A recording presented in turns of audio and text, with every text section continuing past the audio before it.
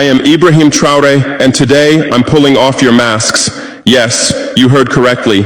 I, whom you call a young military junta leader, whom you brand as a dangerous radical, whom you serve up as an anti-Western dictator, am now telling you the truth. And this time you cannot turn off your microphones. This time you cannot turn away your cameras. This time your editors cannot cut this speech, because the world you monopolize no longer exists. Because millions will hear these words now, without passing through your filters, without being subjected to your distortions, without being muddied by your lies.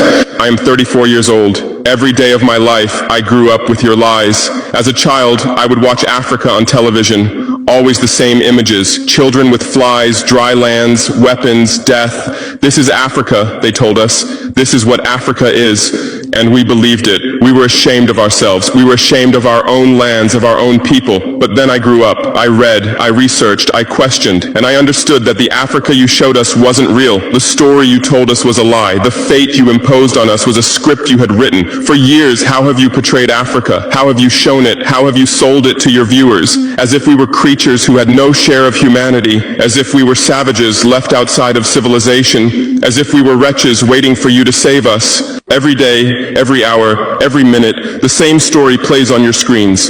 Hunger, war, disease, corruption, terror, chaos. These are the words that come to mind when Africa is mentioned.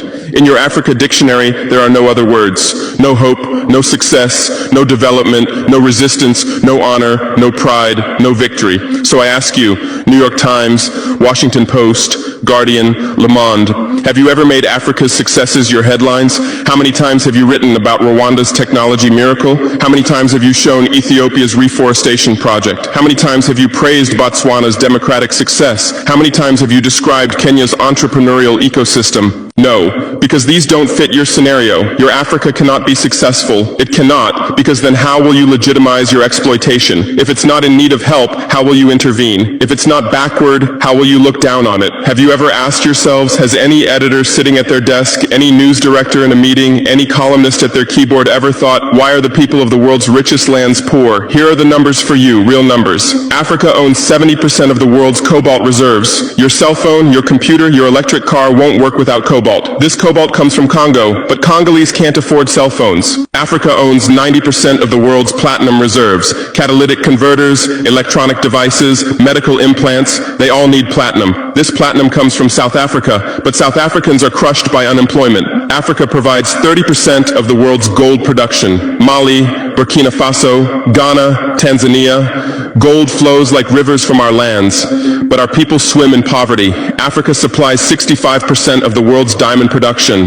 Botswana, Angola, Congo, Sierra Leone, billions of dollars worth of diamonds are extracted, but our miners live on $1 a day. Africa owns 35% of the world's uranium reserves. Niger, Namibia, South Africa. Nuclear plants run on our uranium. Paris lights burn with our uranium, but our villages have no electricity. And you still ask, why is Africa poor? No, the right question is, how was Africa kept poor while being so rich? Here's your answer. Colonialism didn't end. It changed shape.